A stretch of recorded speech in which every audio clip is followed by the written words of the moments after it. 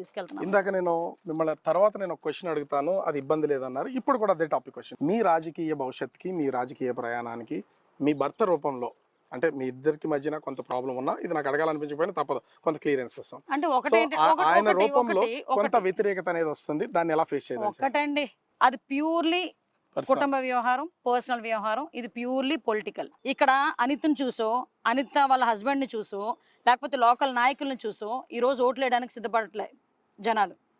కేవలం తెలుగుదేశం పార్టీని, చంద్రబాబు నాయుడు గారిని, పవన్ కళ్యాణ్ గారిని చూసి ఓటేస్తున్నారు. అది గుర్తుపెట్టుకోండి ముందు. ఇక్కడ నేను 20 సంవత్సరాల రాజకీయంలో ఉన్న వ్యక్తిని కాదు. నన్ను చూసి, లేకపోతే నేను ఏదో కోటేశ్వరాలని కాదు, అనిత లేకపోతే మాకు బువ్వలేదు అనుకోవడానికి. అర్థమైందా? ఇక్కడ చంద్రబాబు నాయుడు గారు లేకపోతే బువ్వలేదు అని ఆలోచించుకుంటారు జనాలు. నియోజకవర్గానికి చూస్తే ముఖ్యంగా మీరు ఒక ఎస్సీ, మరో పక్క చూస్తే కమ్యూనిటీ పరంగా యాదవ్ కమ్యూనిటీ, ఆ కాపు కమ్యూనిటీ, ఇవన్నీ చాలా బలంగా ఉన్నాయి. వీటన్నింటినీ బేస్ చేసుకుని మీరు ఎలా ఇప్పుడు మా ఇంటికి వచ్చారు వినండి. ఇప్పుడు మా ఇంటికి వచ్చారు కదా, ఈడు నా తమ్ముడు, ఈడు కమ్యూనిటీ కాపు, మా అన్న కమ్యూనిటీ కాపు, ఇదిగో మా సోదరులు కమ్యూనిటీ కాపు, ఈడుగో సోదరుడు కమ్యూనిటీ కాపు. అంటే మీ వైపు ఎవరిని పిలవలేదు వాస్తవంగా అయితే, మీ వైపు కాపులందరూ మీ వైపు ఉన్నారని చెప్పడానిక ఎగ్జామ్ మీకు ఇప్పుడు ఆన్ కెమెరా తీసుకొచ్చారు. నా ఇంటి దగ్గరకు వచ్చేసరికి నా జనాలు ఎవరు ఉన్నారో మీరు చూసారు. ఈ రోజు మీరు 5 నిమిషాలు టైం ఇస్తే ఓన్లీ కాపులు 100 మందిని ఇక్కడ నుంచోబెట్టగలను. నేను ఏ రోజు కూడా కమ్యూనిటీ పరంగా నేను రాజకీయం చేయలేదు. వెయిట్ మీరు క్వశ్చన్ అడిగారు కదా, నన్ను ఆన్సర్ కంప్లీట్ చేయనండి. నేను ఒక ఎమ్మెల్యేని, ఒక ఎక్స్ ఎమ్మెల్యేని, ఒక ఎమ్మెల్యేగా పోటీ చేయబోతున్నాను. పోటీ చేయాలనుకునేటప్పుడు 40,000 ఉన్నా 60,000 ఉన్న కాపుల్ని దగ్గర తీసుకోవాలి, 20,000 ఉన్నా 30,000 ఉన్న మత్స్యకారుని దగ్గర తీసుకోవాలి, 30,000 40,000 ఉన్న యాదవుల్ని దగ్గర తీసుకోవాలి, ఎస్సీల దగ్గర తీసుకోవాలి, ముస్లింల దగ్గర తీసుకోవాలి, చాకల్ని దగ్గర తీసుకోవాలి, మంగళని దగ్గర తీసుకోవాలి. ప్రతి ఒక్క పర్సన్ నాకు అవసరమే. ప్రతి ఒక్క పర్సన్కి నేను ఎమ్మెల్యేగా పనిచేయాలని దృక్పథంతో నేను వచ్చిన దాన్ని. మాట్లాడితే ఒక బూచి చూపించడానికి ట్రై చేస్తున్నారు. అరే అనితని ఎదుర్కోవాలనుకుంటే ఎలక్షన్లో రండి, ఓట్ల రూపంలో ఎదుర్కొందాం, అంతే తప్పించి నా మీద ఏదో పర్సనల్గా బురద చల్లేదానికి.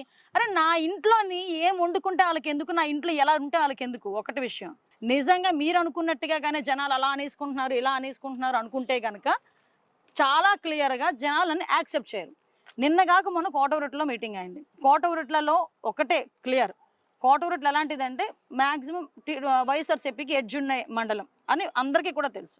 అలాంటి మండలంలోనే దగ్గర 10,000 12,000తో లోకేష్ గారి సంకారం మేము చేయగలిగాం. అనిత మీద నిజంగా మీరు అనుకున్న పర్సెప్షన్ ఉంటాయి, ఎందుకు వస్తారు జనాలు? అనితని చూసి వస్తే ఎందుకు వస్తారు? అరే అనితని చూసి కాదండి, ఆ పసుపు జెండాను చూసి వస్తారండి ఎవడైనా. ఏం రాజకీయాలు మాట్లాడతారు? నా చదువును చూసి టికెట్ ఇచ్చిన మహానుభావుడు నిజంగా చంద్రబాబు నాయుడు. అనిత గారు బిగ్గరగా మాట్లాడతారు, గంభీరంగా మాట్లాడతారు, నోరుంది కాబట్టి ఆవిడ సర్వే అవుతున్నారు అనుకోవచ్చా? పార్టీకి అది మీకు అది ఎసెట్ అనుకోవచ్చా?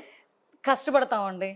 మెయిన్ ఏంటంటే పార్టీ గురించి వర్క్ చేస్తాము, కమిట్మెంట్గా ఉంటాము, అట్ ద సేమ్ టైం ప్రజలకి అనుకూలంగా ఉంటాము. ఇప్పుడు ప్రజలు ఏదైనా మా దగ్గరకు వచ్చి ఒక కష్టం ఉందని చెప్పుకునేటప్పుడు మేము చేయగలమని నమ్మకం ఉంటేనే మా దగ్గరకు వస్తారు. అది చేయగలిగినప్పుడు ఇంకొకరు వస్తారు మా దగ్గరికి. అంతే తప్పించి అనిత ఏదో నోరేసుకుని పడుతుంది, నోరు చాలామందికి ఉంది, మరి వాళ్ళందరూ ఎందుకు ఫేస్ అవ్వలేకపోతున్నారు? ఒకటేంటంటే సబ్జెక్ట్ నేర్చుకోవాలి, నెక్స్ట్ ఇంకోటి ఏంటంటే పబ్లిక్ పర్సెప్షన్ ఉండాలి, థర్డ్ ఏంటంటే వే ఆఫ్ డెలివరీ ఉండాలి. ఇక్కడ మీ ఉద్యోగానికి ఒకసారిగా రాజీనామా చేసేసి రాజకీయాల్లోకి వెళ్ళిపోయారు, వచ్చారు. అసలు టికెట్ ఇవ్వకపోతే మీ పొజిషన్ ఏంటి? అసలు టికెట్ ఇస్తారు లేదనేది నేనైతే అది మెంటల్గా కూడా చాలా ప్రిపేర్ అయ్యి వచ్చాను నేను. ఎందుకంటే మీకు 2013లోనే చంద్రబాబు నాయుడు గారు అడిగినప్పుడు నేను ఒక మాట అడిగాను, నన్ను ఏమ్మా రిజైన్ చేయలేదా? అప్పటికి పేపర్లో వస్తున్నాయి అనమాట, టీచర్ తిను ఈ పేపర్లో అది వచ్చి కొంచెం డిస్టర్బెన్స్ అయితే అవుతుంది. నేను వెళ్ళి చూపించాను, సార్ ఎలాగా అండి అంటే, మరి రిజైన్ చేయాలి కదా, రిజైన్ చేయకూడదు కదా, నువ్వు గవర్నమెంట్ ఎంప్లాయీ కదా అన్నారు. నేను రిజైన్ చేసేస్తాను సార్ అన్నాను. చేసి అన్నారు ఆయన. వెంటనే రిజైన్ చేసేసి ఆ కాపీ పేపర్ సార్కి పంపించా. సో తర్వాత నేనైతే చాలా కాన్ఫిడెంట్గా ఉన్నా. అస్సలు ఏమో మరి ఆయన నాకు అది ఇచ్చిన ధైర్యం, దేవుడు ఇచ్చిన ధైర్యం తెలియదు, కానీ చాలామంది ఆ టైంలో అనితకి టికెట్ రాకపోతే ఎలాగా, లాస్ట్ మినిట్ వరకు అనితకి టికెట్ రాకుండా చేయాలి అనుకున్న సందర్భాల్లో కూడా నేను ఆ టైంలో చంద్రబాబు నాయుడు గారు ఆ రోజు నాకు మాట ఇచ్చారు, ఆ మాట ప్రకారం చంద్రబాబు నాయుడు గారు నాకు టికెట్ ఇచ్చారు. 2014లో మీకు టికెట్ ఇవ్వకపోతే అనిత గారి పొజిషన్ ఏంటి?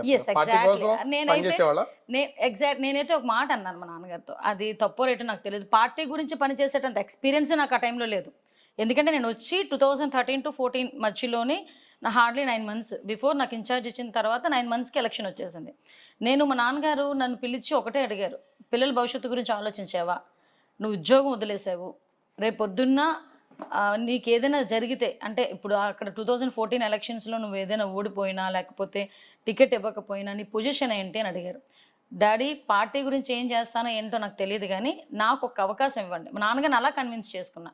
ఒకవేళ నిజంగా మీరు చెప్పినట్టే జరిగితే మీకు భయం అనిపించింది? అస్సలు ఏమో మరి ఆయన నాకు అది ఇచ్చిన ధైర్యం, దేవుడు ఇచ్చిన ధైర్యం తెలియదు, కానీ చాలామంది ఆ టైంలో అనిత నీకు టికెట్ రాకపోతే ఎలాగా, లాస్ట్ మినిట్ వరకు అనితకి టికెట్ రాకుండా చేయాలి అనుకున్న సందర్భాల్లో కూడా నేను ఆ టైంలో చంద్రబాబు నాయుడు గారు ఆ రోజు నాకు మాట ఇచ్చారు. ఆ మాట ప్రకారం చంద్రబాబు నాయుడు గారు నాకు టికెట్ ఇచ్చారు. 2014లో మీకు టికెట్ ఇవ్వకపోతే అనిత గారి పొజిషన్ ఏంటి? Yes, party exactly. కోసం పనిచేసేవాళ్ళ? నేనైతే ఒక మాట అన్నాను మా నాన్నగారితో, అది తప్పో రేటో నాకు తెలియదు. పార్టీ గురించి పనిచేసేటంత ఎక్స్పీరియన్స్ నాకు ఆ టైంలో లేదు.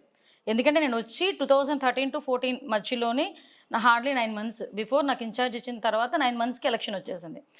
మా నాన్నగారు నన్ను పిలిచి ఒకటే అడిగారు, పిల్లల భవిష్యత్తు గురించి ఆలోచించావా, నువ్వు ఉద్యోగం వదిలేసావు, రేపొద్దున్న నీకు ఏదైనా జరిగితే, అంటే ఇప్పుడు అక్కడ 2014 ఎలక్షన్స్లో నువ్వు ఏదైనా ఓడిపోయినా లేకపోతే టికెట్ ఇవ్వకపోయినా నీ పొజిషన్ ఏంటి అని అడిగారు. డాడీ పార్టీ గురించి ఏం చేస్తానో ఏంటో నాకు తెలియదు, కానీ నాకు ఒక అవకాశం ఇవ్వండి. మా నాన్నగారిని అలా కన్విన్స్ చేసుకున్నా.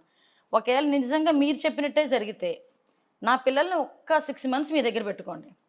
ఆ 6 monthsలో నేను సివిల్స్ కొట్టి సివిల్స్ ఒక ఐఏఎస్ ఐపీఎస్ ఏదో కొట్టుకొని వస్తాను. అంబిషన్ అయితే ఉంది మీకు? అంబిషన్ అయితే ఫస్ట్ నుంచి ఉంది ఆ అంబిషన్. బట్ నేను ఫీల్డ్ సడన్గా మారేసరికి ఇంకా ఆటోమేటిక్గా నేను అది సెకండ్ ఆప్షన్ కింద పెట్టుకున్నాను, డెఫినెట్గా పెట్టుకున్నాను. ఇప్పుడు 2014లో విజయం సాధించారు. సో చాలా మీకంటే చిన్న వాళ్ళకి కూడా, మీతో పాటు ఉన్న వాళ్ళకి, ఫస్ట్ టైం పోటీ చేసినటువంటి వాళ్ళు కూడా చాలా మంది మంత్రులు అయిపోయారు. ఆ టైంలో మీరు ఏమైనా ఆశించారా, నాకు మంత్రి పదవి వస్తే బాగుండాలి? లేదు, మంత్రి పదవి నేను ఇలా ఆశిస్తానండి. మంత్రి పదవి చాలా మంది అనేవారు, అనిత వాళ్ళని తీసేస్తే నీకే ఇస్తారు, వీళ్ళని తీసేస్తే నీకే ఇస్తారు. నేను ఈ రోజు వరకునండి నాకు అది ఒక రకంగా చెప్పాలంటే గర్వంగానే ఫీల్ అవుతా. చంద్రబాబు నాయుడు గారి దగ్గరికి వెళ్ళి నేను నా టికెట్ అడిగాను తప్పించి చంద్రబాబు నాయుడు గారి దగ్గరికి వెళ్ళి నాకు ఇది కావాలి, ఈ పోస్ట్ కావాలి నేను ఏ రోజు అడగలేదు. మీరు అసలు ఊహించిన విధంగా, అంటే 2014 ఎన్నికల తర్వాత ఒక్కసారిగా మిమ్మల్ని సీట్ చేంజ్ చేసిన పొజిషన్ అయితే ఉంది.